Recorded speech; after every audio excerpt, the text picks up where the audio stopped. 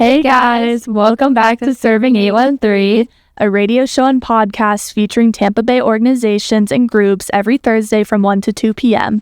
We're your hosts, Ava Lamison, Lily Nisley, and Ava Hyde. And today we are here with Shannon, Media and Public Relations Officer with Feeding Tampa Bay. So, thank you so much for having me, Ava's and Lily. Yes. Well, thank you so much for being on the show, and we're so excited to have you here. As the name suggests, Feeding Tampa Bay is dedicated to feeding those in need, among many other objectives, serving over 100 million meals. Mm-hmm. So can you further explain Feeding Tampa Bay's overall mission and purpose within the 813? So our role, we started as a food bank because we know that if you are struggling to find food, that you've got more things going on. Mm-hmm. So a little over a year, we opened a new facility, which is stunning. I encourage anyone to come by for a tour. We connect folks to services. So that's how we've changed. So we've invited other nonprofits into our new home.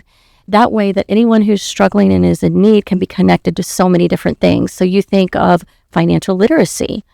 Some people have actually been able to recover a little bit because they just didn't know how to take care of the funds that were coming in, right?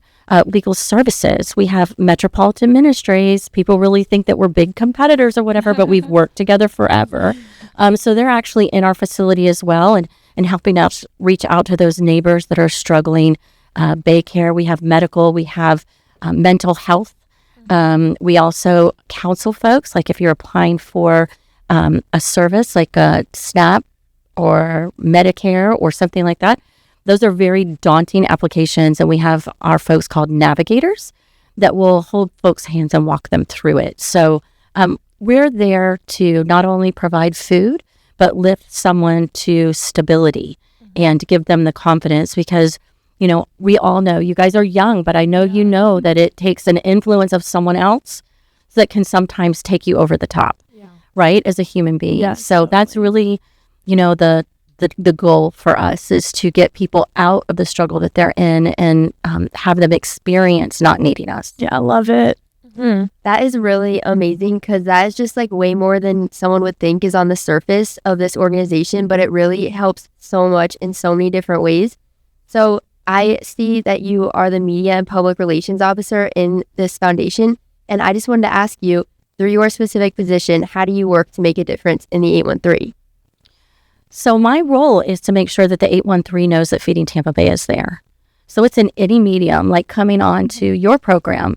But kids that are in high school and in college are struggling with food insecurity. We want to take the stigma away from everyone because you have to have healthy food to be able to succeed in life, right? We got to take care of ourselves personally before we can meet our goals. So it's just my role to talk to every audience that I can and make sure that Feeding Tampa Bay is top of mind. Not only experts in making sure that you have food on the table, but making sure that you take care of yourself overall and look into other ways to making yourself, or really in our world, families better. It is a misconception. A lot of people, hopefully I'm doing my job better, but a lot of people, when I first came into this food banking world, thought that only homeless folks needed food, and that's not the truth, right? So we saw like during the pandemic, where so many people were struggling, so that helped take that away so people would be more encouraged to seek help to get better. So my role is making sure almost every human being in the 10 counties that we serve know who we are. Yeah. I think it's really neat that you mentioned how helping yourself is the first step for Feeding Tampa Bay, because without doing that, how are you going to, go further, talk to other people, get more help? So I think it's neat that you said that. With that being said, how has what you've done for Feeding Tampa Bay impacted your community directly? So I think my role has helped lift not only our organization. So you got to think about, we've been talking about the folks that we serve and our neighbors out there who need us, but it's also making sure people, again, take that stigma away. And how I've actually helped with, having experience in media and knowing a lot of folks in media in the past 20 years, we've been able to share that story with people, and that impacts every level of our organization. Yeah. So it helps us raise money. $1 equals 5 meals. Yeah. So every time I go out there and I talk about our mission and how we can all relate to it, and then I tell them it's affordable. So now they're supporting us with funds. And then those conversations on the external, and we're telling real stories about people in our world, it just gets everybody involved. So then volunteers, you may not have money to give, but gosh, your time is almost more valuable to us than actually the money that you give. So every time Feeding Tampa Bay is out there explaining our work and what we do and what our goals are for the community, not even just now, but for generations to come, if we can change people's minds about thinking about what food insecurity starts with and how it ends, we can really change the way, like generational poverty. Just because you were born in poverty doesn't mean you could do anything you want to do. Yeah. Right? So I think PR and media touches every aspect of that business they were in, right? That any PR and media person. Right. And you think about that about the media too. In some areas, there are people that don't really respect the media so much. And, I think that's wrong. I think like anything else, there are people that don't have the pure heart about doing what they do. But the great majority, in my experience, especially in the Tampa Bay area, is the media is a powerhouse to help the community, and they help us tell our stories. And, so much craziness is going on. They need that in between to talk about nonprofits and how people who are suffering can help. So I think that's a huge impact on our business as well. Those media partners and those opportunities have helped build Feeding Tampa Bay's reputation. From when I first started there, we were at 20-something million meals, and now we're at over 100. Oh my God, That's crazy. So you can just be one voice, but if you have, it's almost like having a conversation in a room where you tell other people and they tell more and more. So with those media contacts, with all the folks that are in their world, watching them, hearing them, looking at them, social media, podcasting. Yeah. Like there are places everywhere that you can help influence somebody, and not just Feeding Tampa Bay. It's any nonprofit or really any business needs to tackle all of those, right? Yes. Well, I didn't know you had such a grounding role in Feeding Tampa Bay, and I loved hearing about that. But I think that wraps up our first segment. So thank you, Shannon, for telling about us, telling us about yourself and Feeding Tampa Bay more. But we'll see you guys after this break.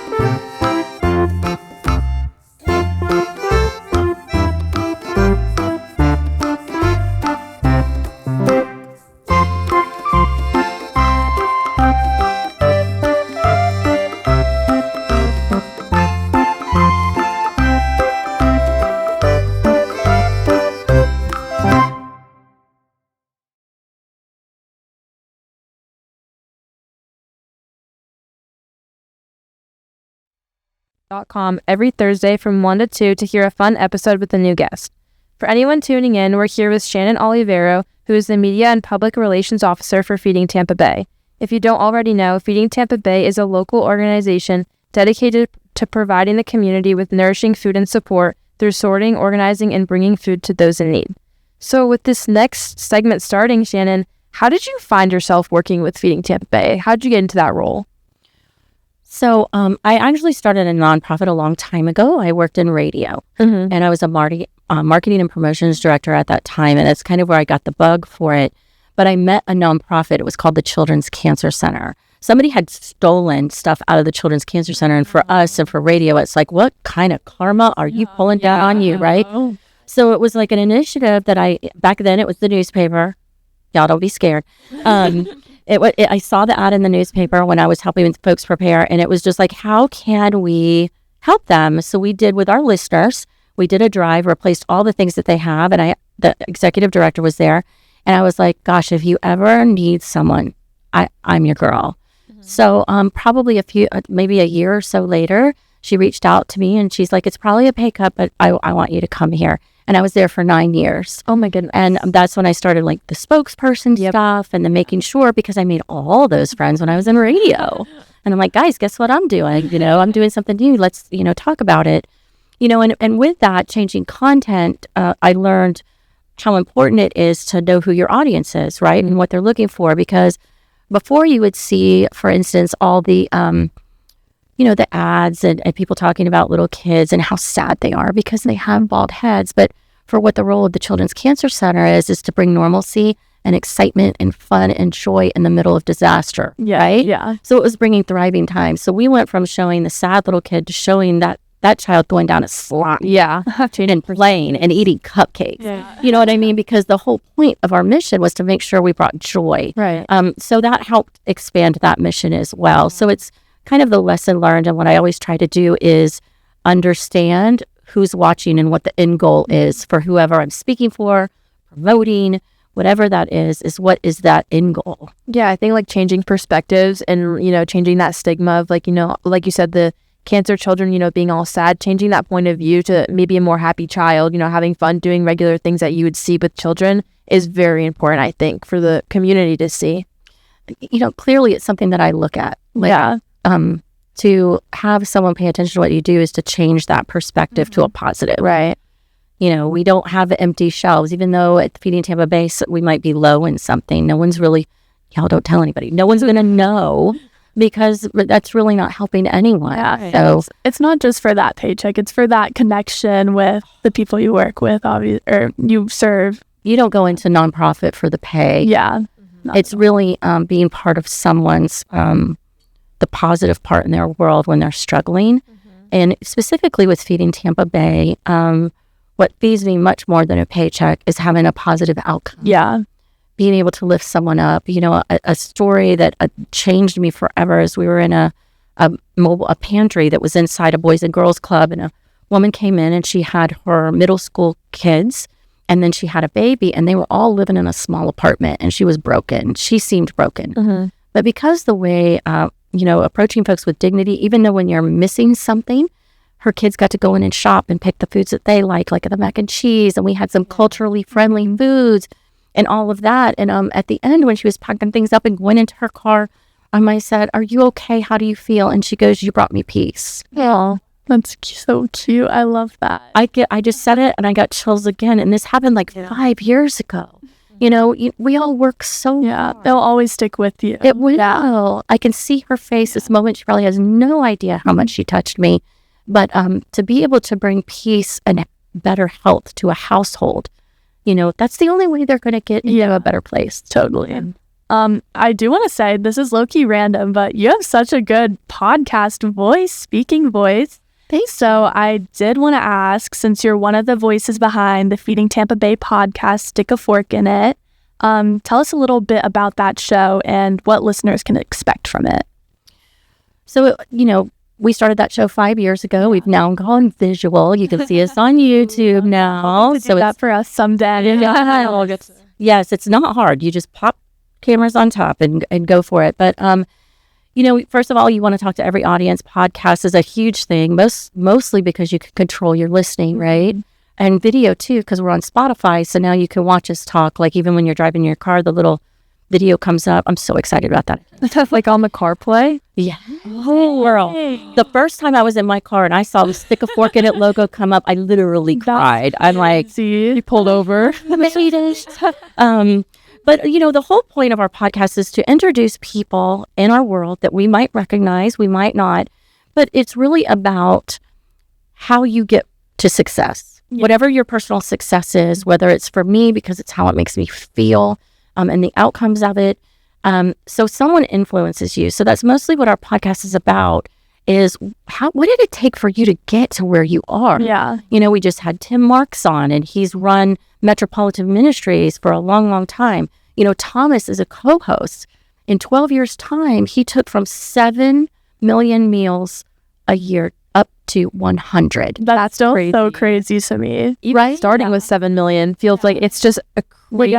Wait, I got to go back. 12. I think it was 12. Oh my. But anyway, The progress is insane. But the thing is those leaders, and it's really important for people to know and understand, a really wonderful leader, first of all, has an incredible team, has great ears, and they're influenced by somebody and can recognize them, right? And there's only all different times in your lifetime that something's going to make you turn right or left. Whether you're impressed on it, maybe it's a bad decision that hopefully you figure out, but you need to look at those key influencers on who can make your life better and be grateful for them. So that's really what Stick a Fork in It is about getting to know our community, our 10 counties that we serve, but also understanding the journey of a person and the patience that you need, because not all of us come out of the gate knowing what we want to do, like you girls at this table. Yeah. Right? I had no idea when I was your age that I was going to be a nonprofit or radio or any of that. Like I had no clue. And it's just where life took me by the influences that I had. Yeah, but look at you now. Now your podcast is on CarPlay. Right. I can't even. You guys have no idea that excitement. But starting this podcast 5 years ago, I know that comes with challenges, obviously. So what do you think is the biggest challenge you faced during that time? So it was an idea, and I was a little bit new to the team. And at first they were like, that's a lot. Yeah. We have to get food on the tables and all of this. And I kind of kept pushing. And then I got someone in leadership that was like, I think it's a great idea. So his name is Matt Spence. He's not with the organization anymore, but Matt was like, I'm going to help you do this. I think this is the coolest thing ever. Early on, he was a co-host. And that's how it started. And now we have our own studio that's beautiful in our new facility on Causeway Drive and at the Causeway Center. And it's people are enjoying it. I think another thing besides seeing it on my own screen is having somebody, which I think you guys, because you guys get feedback from folks online, is having someone in another area recognize who you are because they listen to your podcast. Yeah. Like, I know who you are. Yeah. You're from Stick a Fork in It. I about fell over. Right? Between the CarPlay and then the record. Yes, the recognition. So all that begging to have a podcast. So worth it. Yeah. So worth it. I'm just very that's really inspiring that you had that goal and you just kept pushing, no matter when someone said that maybe it would be too much, you just kept pushing for it. So I'm really impressed by that. And I'm glad you overcame that challenge. So then on the brighter side, I wanted to ask, what is the coolest experience you have had while working with this organization?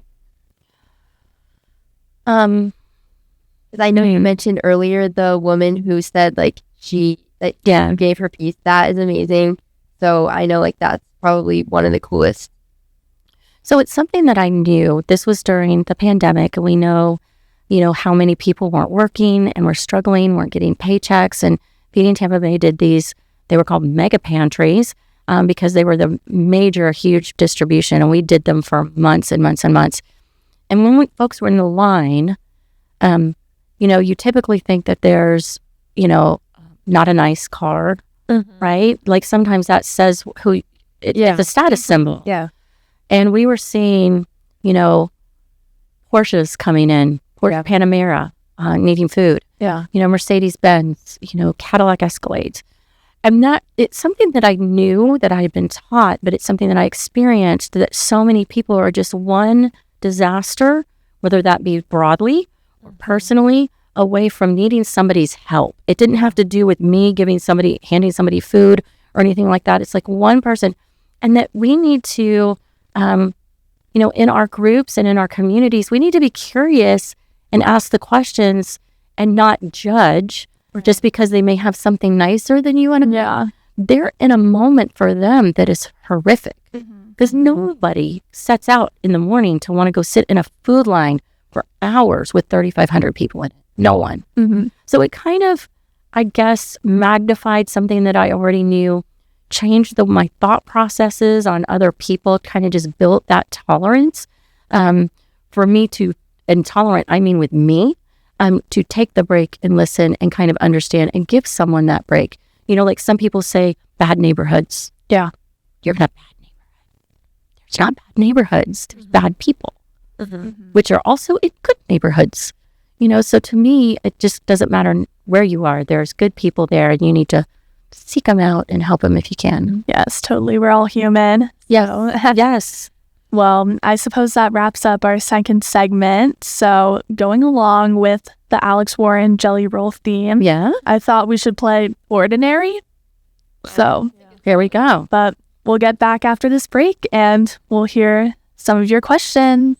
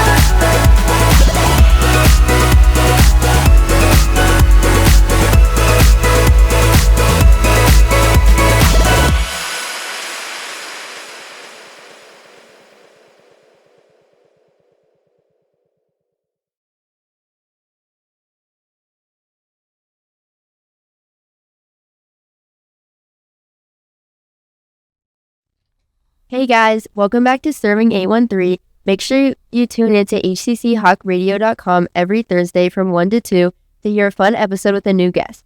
For anyone just tuning in, we are here with Shannon Olivero, who is the Media and Public Relations Officer for Feeding Tampa Bay. So we're going to be dedicating this segment to answering DMs about this organization and going over how listeners tuning in can get involved.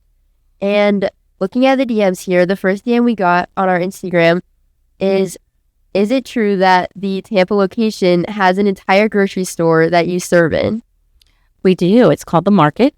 It's underwritten by Publix and a lot of other organizations. And what it is, your first experience, you come on in and you shop. It has everything in there that you would need. And then we make appointments because we want to make sure like it's not super crowded when you go to the grocery store, right? So we want to serve with dignity.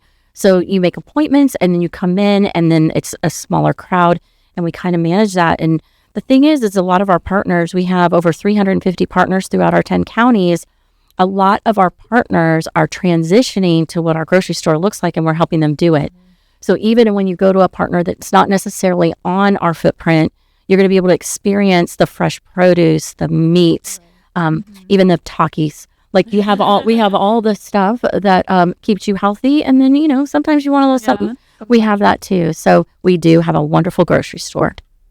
Yeah, glad to know. Yes. I've actually served at a grocery store once, and the takeaway for me, what I saw is it really just felt, this is probably the main purpose of it. It felt just like I'm walking into like a Publix. Like it made everyone, and I could tell when the people walked there and shopped, like they felt really comfortable. I had a few people come up to me. They're like, this is a very like, it felt normal. Like they didn't feel like they were singled out by any means, which sometimes I know some locations can just feel like, they're here to pick up their food because they can't maybe afford it or they're in a tough situation. But the grocery store really made it feel so real and like authentic to them. Yeah, the really important thing is asking who we serve, which we call neighbors, because that's what they are, the questions, right? We've learned over the years, we always ask them. We're actually putting a neighborhood committee together that will give us insight on what's going on in their world. Yeah. So we can make sure that we're giving them the best experience they can to, again, encourage them to connect with other things that will make life easier. Yeah. Okay, going off another DM, someone asked, what do you think people often misunderstand about hunger in the Tampa Bay area? So I think we talked about this on your first segment, that there's a look to hunger. Yeah. And there's a lot of people throughout our community that have a family, and there's 2 working parents in that family, and they still don't have enough money. Inflation is really hurting folks. You think about seniors that are on fixed incomes that aren't able. You're 75 years old and you can't make any more money, where you can't work. What are you supposed to do? And so yeah, it's everyone. It's your bus driver. It might be the person who is your service provider, whether they cut your hair or do your nails. You think of someone who might work in the gas station so you just look around and it could be anybody. Yeah. And it could be anybody also it's just a moment in their lifetime where something's happened and now they just need your help and they get right back on their feet and it helps them too. Anywhere, everywhere. People you see in your everyday lives. Yeah. Students that you see. Students. Like just very important to like change the perspective on how like the stereotypes of what people think, because that's just not true at all anymore. And like there's just so many different reasons that people can need some assistance. So I'm just so glad you guys are there to give it. And something that I wanted to ask, or someone wanted to ask in a DM, is I know you mentioned earlier that you helped a lot of people during the times of the pandemic. And another time that's coming up is hurricane season. So I wanted to ask that, have you guys ever been involved in like any hurricane relief or disaster relief during these times? Always. We're a first responder, right? So, yes. So there's these organizations in counties called EOCs, and everybody communicates together. We're part of the Feeding America network, and that's a good thing because across the country, there's over 200 food banks, and when something is happening in one of those areas, we all rally together to make sure that area is supported. So we work with FEMA, so we have a response, right? We hope people recover because, like, for instance, if you lost power and you lost all of your groceries, we can help with that. But we also help with recovery. We have so many people in this past year, which was unprecedented to have 2 hurricanes right next to each other. Right. People lost their homes and everything. So we partnered with Grow Financial, and we're actually giving them cash assistance to help them get back on their feet. And we still have people struggling. Still, their lives haven't got back to normal. And we see that in our world, and we just need to keep supporting them and being patient, especially now that we've dipped right back into hurricane season. I think we're all a little gun shy that we need to make sure that we're ready, Right. but how can we be ready to help folks in general? You know, like we need to be on top of this for each other. Yeah, that makes me, I realize that feeding Tampa Bay isn't really a definite term. Like it doesn't just have to be feeding someone, it's feeding someone resources, feeding something. Well Like done. yeah, I really love that. I just noticed that with Thank you. a lot. Yes, and that's what it means. It used to be only food. Yeah, And we talked about when we rebrand, taking feeding away, but I think that name resonates with people. Yeah. and So it's we feed solutions. feed solutions. I also think it's neat that you said that, like, it's important to know your community, know what's going on. That way you don't maybe assume something, whatever they're coming in for, you're not assuming their situation, you know what's going on. I think it's important. And I think that's cool that you mentioned that. This is actually kind of a funny question. It says, what is Shannon's favorite thing to do at Feeding Tampa Bay? Like sorting food, giving out food, or working in the grocery store? So That's a very personal. I know. So that's a mood thing. So to be in a nonprofit can be really difficult. And I'm sure you've heard, it can be heavy sometimes. It could be heavy being around folks. And so how I refuel, I don't think it would be a favorite thing. It would be something I need in the moment, right? And so it's when I need some refueling, I need to get back to mission. Yeah. So I'll go and I'll serve. Or I'll just sit and talk to somebody because they're sitting by themselves, or I'll go out and sort or do whatever, because that way I'm plugging myself back into the mission. Okay, I'm tired. It feels like I've been doing the same thing and saying the same thing over and over again. How can I regroup? So then I don't pick a favorite thing. I pick what feeds me in the moment. I like that a lot. And there's a lot going on that I can regroup and meet people. We have a restaurant in there called the Bistro, which is kind of like a Panera. Wow. So if I have time, I go down, sit, and hi, I'm Shannon. And usually I'm branded in some way, right? Yeah. So then it's like, tell me what you think, because I want to know. I want to know if there's ways we can do better. So it's all my favorite. I'm sorry, that's such a lame answer, but it's all my favorite. Yeah, I'm sure it changes every time you're there. There's something that you could always do to help out. Yeah. That's different. Like you said, the restaurant or grocery store, sorting food, giving out food. There's so many options. Yeah, and imagine being a volunteer or someone coming in for services and there's someone there and you just go, Yeah.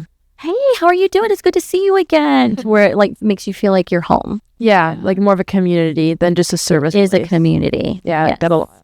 So I wanted to ask, for like everyone in the studio, like me, Ava, and Ava, we're students. There's obviously like a lot of students that could be tuning in, and we wanted to ask, how can we volunteer for this organization? feedingtampabay.org. We have so many options for you to volunteer with us. We keep a schedule. You come in. We have this beautiful volunteer area where you get trained, and you volunteered before and been in the market. So if you've got any Publix experience, we would love for you to come in and help stock the shelves, right? But that you can work in the kitchen. There's so many things that you can do. But feedingtampabay.org is your spot. You get community service hours, and they sign off on them for you. So if you're in high school and need that, I encourage you. As a parent, I made my kids get it. I think my oldest son had 2,000 community service hours. Like, that takes the cake for the most. Well, he was also coming to work with his mother. So, but I just encourage you, because you know what, I'll have to ask you, what did you learn when you were there? Because not only are you fulfilling a need for school, for college, but what did you learn when you were there? I learned that you never know someone's situation. You can see a family of, like 3 kids. They're just happy to be there, just like maybe even see people, have a conversation with someone. And also that some people, it's just nice to have someone talk to them. It's hard sometimes because you don't know what they're going through, and just saying, hi, how are you? I'm Ava. It's nice to meet you.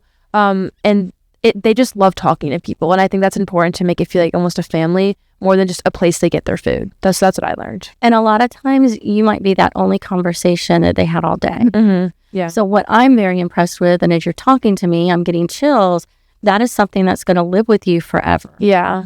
You've learned how to really connect with people and try to understand. And what a skill that you walked away from by putting apples in a bin. Yeah.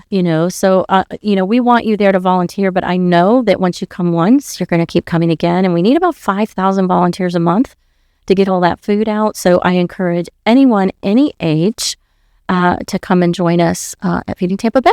Yeah, it's never too late or early to start. And I feel like with Ava's story, it's not just about getting those service hours. It's about building connections. And like Shannon said, you're just going to live that forever now, that story, which is really great. And now I want to volunteer at Feeding Tampa Bay. You better. Let's all go. Right? Come on, Shannon. pick a place. I'll volunteer with you. Let me know. Yeah, well, I think that's the end of our DM portions. We didn't get any more. But I have one more quick question. How can students like us get involved? I know you said the website, but what's the easiest way to get involved because we don't have a lot of time on our hands, especially in high school, especially. So this will be really easy for you because I know you live on your phones and live on social. Unfortunately. Yes, it's bad. So do I. So whatever. The best thing that you can do that if you don't have a lot of time is share something that we post that resonates with you. Yeah. Right? So share Feeding Tampa Bay because you know what? You may have a student that goes to school with you that really needs our help. And if you share it, they might come to you and say, do you know anything about this? And you just helps, give them something they really needed and take that stigma away because a friend understands. So share everything we got. Now we're on TikTok we just launched it, so don't judge. But we're on TikTok and Thomas and I are going to start weird food challenges because we let all of our teams submit what they had as a little kid. And I will tell you, if you want to watch somebody like spit something in a bag, so many are mayonnaise. I cannot. I can't do that. Thank you. I can't. Everybody's like, you're so weird. I'm like, I am not weird. Mayonnaise is gross. It's all of it. So I'm going to be tasting mayonnaise and probably... But so we're everywhere. So follow us everywhere we are, and we encourage your listeners to do that too. Come and volunteer, learn something about yourself, and help grow as a human being by being with us. And I feel like on your TikTok account, you should also do some Labubu unboxing. I did on my personal TikTok, you guys.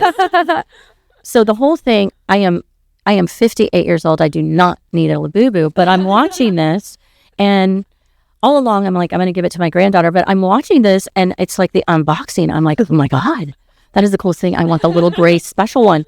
So I go to my mailbox and I open my mailbox and my package for my Labubu has a little note on it. Sorry, I opened. And they actually did the whole unboxing, and clearly pink is not what they wanted. So it stayed in my mailbox. Can you believe that?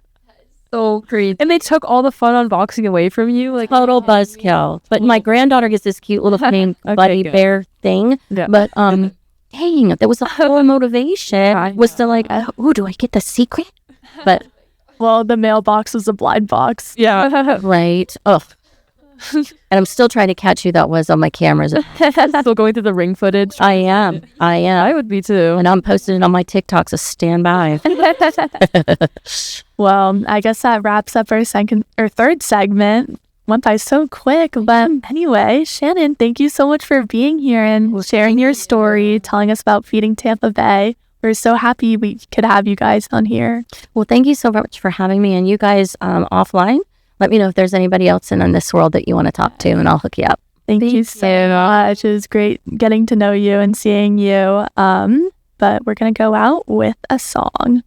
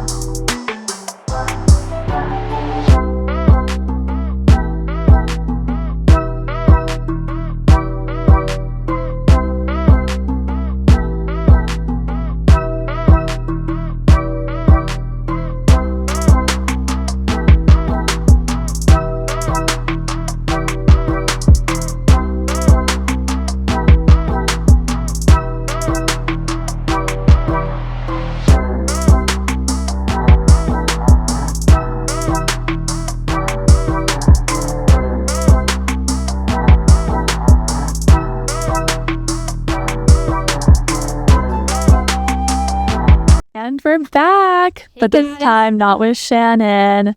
But I feel like I learned a lot, so much more about Feeding Tampa Bay. Yeah. I always just thought it was just a normal food bank like any other, but there's so I didn't know they did so much, which is Lily learned that she served there, actually. No, like the more she described it, I realized that I've actually served there before, and it was like really fun too. So I mean, I'm definitely going back because that was a while ago, and like after this refresh, like I just learned so much. I'm going back. yeah, we should all go. Let's plan a day. We all go. Serving 813, Feeding Tampa Bay. But I think we should all go around and say our favorite takeaways from this interview. Yeah, so, I'm happy to go first. I think my favorite was the story that Shannon shared with us about how this woman she was helping, when she finished, she said, "How are you?" And she said, "Thank you, you gave me peace." And I just think that kind of resonates, I would say probably with all of us, like honestly, like full body chills here, because that's like something that a lot of people, like she could have just not said anything, and you know, obviously Miss Shannon would have known she did help her, she gave her food, but it's just like hearing it from someone saying like, "Oh, you gave me peace," or "Oh, you helped me out," or "Thank you, like my kids are so happy." Like I'm sure she was just filled with joy, and like probably, I mean, she did share with us it stayed with her like her entire life. It was about 5 years ago, I think she said, that happened. So I think hearing that story is just really cool, because it's super interesting to hear people's moments they have, because they just stick with them forever. yeah. I like really love that story too. And something else that she was talking a lot about that like I really like loved was how she was saying about changing the perspectives on who is in need and like who might have to end up going to a food bank, because it's like anyone, it could literally happen to anyone. Like I know kids in my school that like I know, and they were hit very hard by the hurricane and it affected them, and they may have needed to go to a place like that, and like it could have been me, like if my house was hit. So I just know like it could happen to anyone, and she really like opened my eyes to that, and I hope a lot of other people's eyes, because that's really important. And a story that she told was about how she even saw like cars coming in that were actually very nice cars, like you just wouldn't expect it with the stereotype, but that's actually like the truth, and that's like the real world. The stereotypes are not real. Like the truth is that it can happen to anyone, so you just have to be ready to like serve and help people and keep an open mind and just I feel like it's very bittersweet, because it could happen to literally anyone in this room, but the fact that we have such an organization like Feeding Tampa Bay who can help us is so great to have. But yeah, I wanted to talk about my favorite thing was the fact that Feeding Tampa Bay has such like a nice environment with the grocery store and stuff. I wasn't aware, but now I know that people who need this food can just walk in, and it's like a normal Publix, another Harris Teeter, any Whole store. Foods, literally any grocery store. I've never heard of Harris Teeter. It's a decent thing. Okay. But yeah, I really liked that. And even with the restaurants they had. I know, I guess that's like a new addition. Also, what Lily was saying about how like sometimes you never know what situation you could end up being in. We just talked to Grayson and Hannah from Race for Grace Foundation, and they also talked about how like you never know, like you could always be one step away from, you know, needing to use food stamps or going to a food bank, seeking out help, and you never know what situation you could end up being in. So having an open heart and an open mind to everyone is really important, because you never know, it could always happen to you. So I think that's cool that you shared that. Yeah, I agree. My takeaway. Well, I guess that wraps up our show for this week. I was so happy to have Shannon with us, and we all learned so much, I feel. Yeah, we did. And I will be volunteering at Feeding Tampa Bay very soon. Hope to see you girls there. But if you haven't already, follow our Instagram. It's Serving813. You can get updates on all episodes, all videos coming out soon. And this one you'll be able to stream in about a couple days. And next week, we have the Race for Grace Foundation coming in, which is really exciting. But for now, I think that wraps up our show. So this is Ava Lamison signing off. This is Lily Nisley signing off. And this is Ava Hyde signing off. And we're serving our city one convo at a time. Bye.